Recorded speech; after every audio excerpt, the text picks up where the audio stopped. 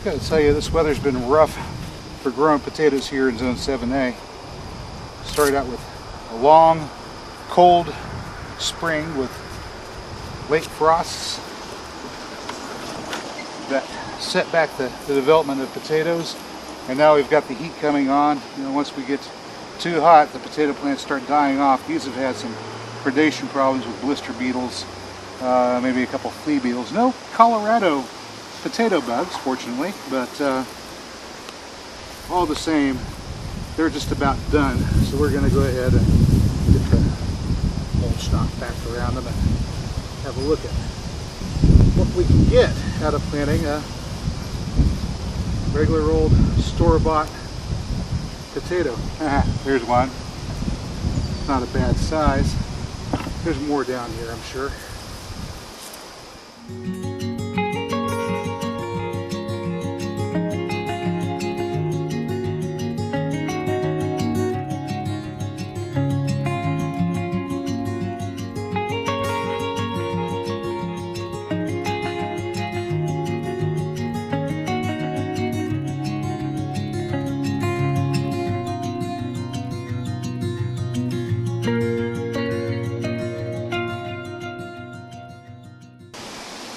Hello there, good people. Hi, Jason from Green Country Agroforestry. I'm back again on the 1st of July for another episode of Can I Plant That series, where we take a look at those things that you can find at the bottom of your pantry or left over on the grocery store shelves that you can actually take, plant, and grow to get a harvest for yourself, for your family. A way of coming up with seeds and food that you can grow whenever ordinary sources like the seed catalogs or the feed store aren't available for some reason. As always, whenever we do one of these episodes, I like to come back and have a look at what we planted previously and sort of update you on the progress of whatever that happened to be, to show you, keep us honest, show you what works, what doesn't work. And well, today we're going to get some potatoes out of the ground because, well, these Norland Reds are just about done. It looks like the heat's starting to take a toll on the russets over there. So let's go ahead and get these out of the ground for starters. Okay, so over here we have some chickpeas and okra that we planted. Let's get a closer look. I do see some pods coming on. Oh, this is a good one. Let me zoom in on this plant right over here. Okay, let's have a look at this plant. There's little flower buds here and here, so we still have more pods that are going to be formed. Oh, I'm stepping in one. Sorry about that, little chickpea. All right, so we got more pods that will be formed, but already we have quite a few. Turn this over so you can look. 1, 2, 3, 4. These are going to have 1 to 2 chickpeas each in there. There's another one there. Of course, we've got a couple there, and over here on this is the same plant. It just branched off close to the ground. There's 1, 2, 3, 4, 5, 6, 7, 8, 9, 10, 11, 12, 13, 14, 15, and of course more flowers, more chickpeas forming. That's a lot of chickpeas that comes out of planting one pea. Next, we'll pan around our chickpea patch here. Okra plant, more chickpeas. Here's some of the ginger that we planted very recently. It's coming along nicely. There's 2, 3, we got 4 that are doing really well. And that's all we actually got, was four plants to get started. Got our tubs over there trying to sprout some more, but it doesn't look promising. I think we're just going to get 4 starts this year. Now, of course, previously we did an episode where we tried getting some fennel and some celery started from seed, old seed from the spice rack that I had up there in the cabinet. They didn't do so well. I don't know how old the seed was.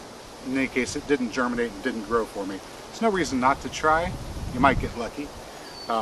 We did one with a bell pepper that we allowed to ripen all the way to full ripeness, being fully red. That's how I bought it at the grocery store, was fully red, which means that it was ripened all the way on the vine before they picked it. Those we cut open and we were able to germinate the seeds, and I can't show them to you because I've already given the plants away, but you can go back and have a look and see what they look like after they germinated. Now, down here is our popcorn that we planted, and it's the 1st of July.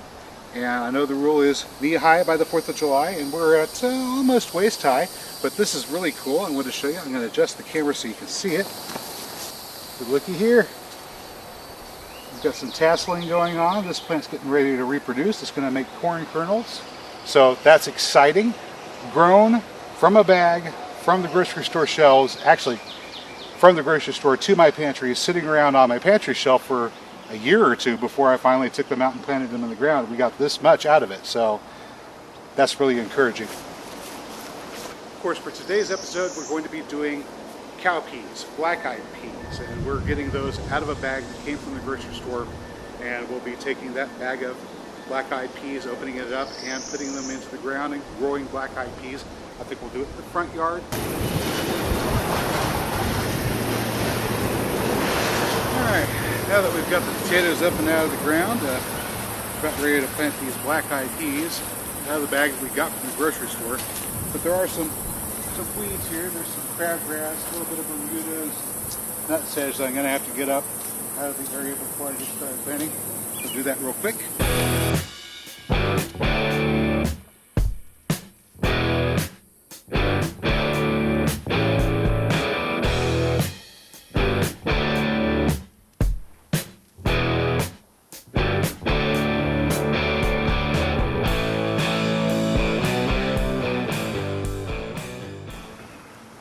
After spending some time dealing with a persistent, running, spreading grass like Bermuda for some time, one might come to begin to question the benevolence of the God that would create such a thing and turn it loose to run rampant in the garden. But the truth of the matter is, there is a purpose for this plant. It grows prone to the ground, stretching out, covering a broad area, and these roots also run beneath the surface, of course producing little root nodes, and right here, and these little growth spikes at that point, if you can see that sticking up, where a new shoot will come up to spread out and hold down the soil, capture dust, of course capture organic material. This plant can spread out over barren rock, so if for some reason a forest was completely destroyed and erosion were to scrape it all the way down to bedrock, plants like this Bermuda grass can grow into any crack that it finds on that barren rock, and over time build up soil so that other grasses can come in after that, pioneer species can come in after that, and eventually the forest can be restored. So this is actually a beneficial plant, but since I don't need it here, it's a weed.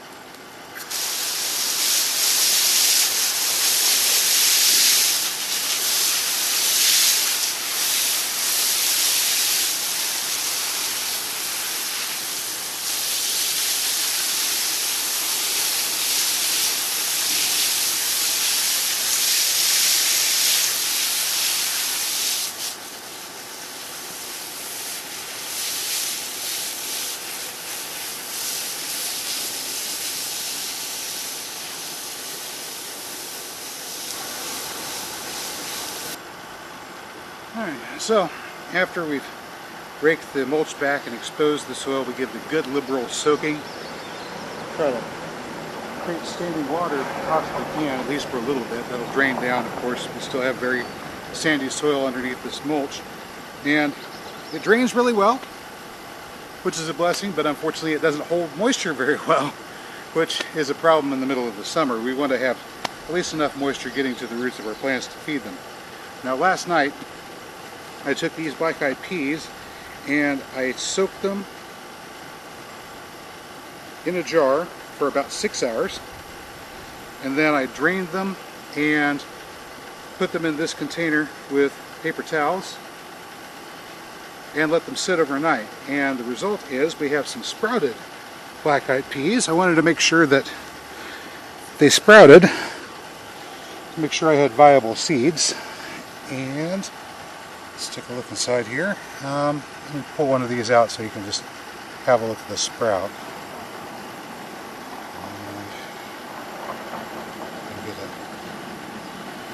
Alright, so these seeds have sprouted, they've germinated, which means they're still good. And we'll go ahead and start putting these in the ground, and I'll show you what we do after that. Now the recommended spacing for black-eyed peas or cow peas is 2 to 4 inches. And ordinarily you would plant that spacing and then thin accordingly.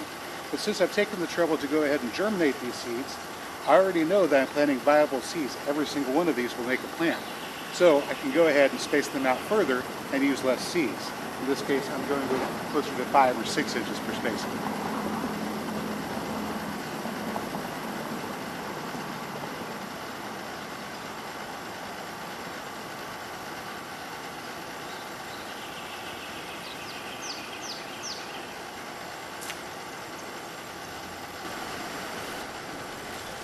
It's important that whenever pre-germinating your seeds before planting them, you plant them immediately after that little rootlet begins to appear.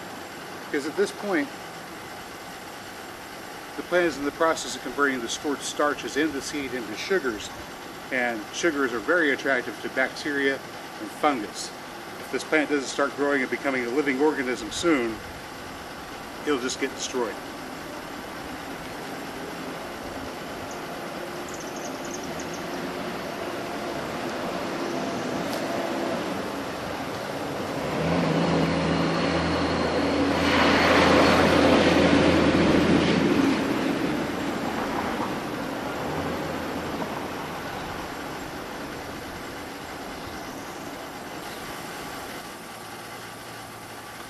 Planting in a deep mulch system, the way I use, it's always important to remember to make sure that your seeds or plants are in contact with the soil and not buried or planted in the mulch itself. Soil contact with the seeds ensures that they are not experiencing a nitrogen deficiency that might be occurring where the soil meets the mulch. Now, these black-eyed peas, or cow peas, are supposed to be buried at a depth of about 1/4 inch. We place them directly on the surface of the soil, and we're going to make sure they're covered up with at least 1/4 inch of soil.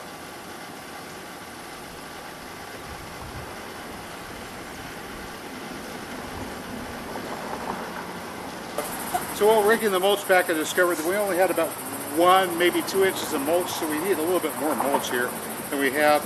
And I figured as long as I'm going to be applying fresh mulch, I may as well apply some mushroom spawn. This is some wine cap mushroom spawn, Stropharia rubus annulatus from North Spore.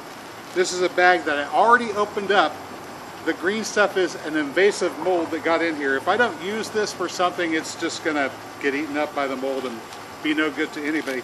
So I'm going to go ahead and use it here, and we'll spread it out in this 6-inch wide bare spot next to where I've put my seeds and my dirt.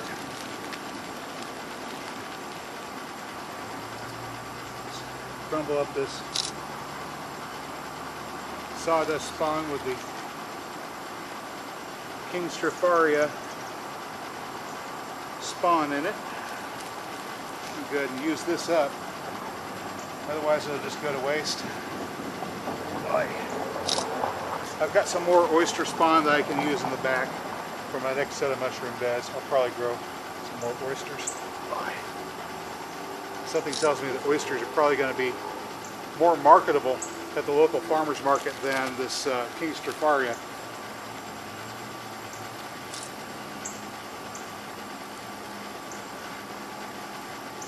King Stropharia have all the taste of a portobello, but you don't have to grow them on poop.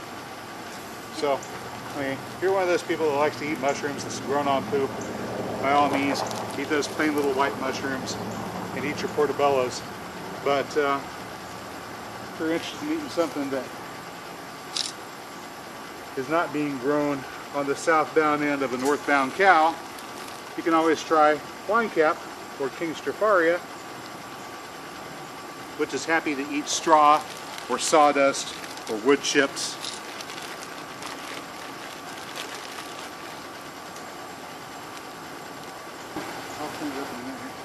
Alright, now that we've got some fresh mushroom spawn laid down, well, yeah, somewhat moldy mushroom spawn laid down. It's mushroom spawn, it'll work.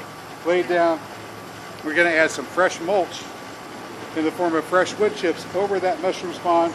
We're not going to cover up those lines of dirt here where the peas are just yet, where the black-eyed peas are just yet. But as they sprout and after they develop their first set of true leaves, we'll go ahead and mulch in over them. But for right now, let's just take some of this wood chip mulch. And if my assistant wouldn't mind coming and helping me and giving me a hand, we'll spread it out where the mushroom spawn is. I'll show you. Look how Holly made it. Yep. Yep, on Holly made it. I want to see up on Holly. 4 to 6 inches of mulch, just lay it down there over the mushroom spawn. We'll be here all day. Really. We'll be doing this here all day. Thanks, we'll be here all week. Come back tomorrow. I'll do some more.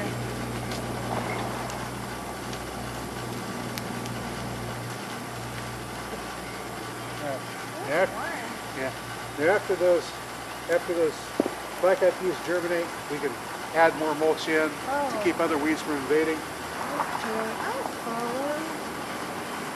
on one side, mushrooms on the other. Mushrooms on the other, that's right. Alright, now we're going to finish off by wetting the mulch down and of course wetting the soil down where we have planted the black-eyed peas. Mary should leave. It's July 3rd. People are being stupid with guns and explosives out there. Oh my god, they are.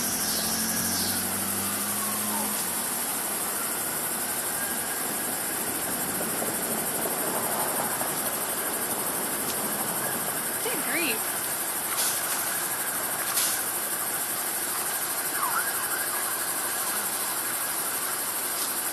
Good for that. Bye. Well, alrighty then. Oh. Hey, it's starting to get a little bit late here tonight, and that's just fine. We've got our water down, soaked up into that fresh wood chip mulch, and soaked into the fresh soil that we laid down over the black-eyed peas. They'll be sprouting here in a few days, and of course we got to clean up our mess and get rid of this trash and move everything back to the carport where it belongs. And that's all I've got for you tonight, good people. As always, if you found the video informative or entertaining, please hit the like button. Don't forget to leave your comments down below. Share this video, subscribe to the channel, bang that notification bell, and good people, I will catch you next time.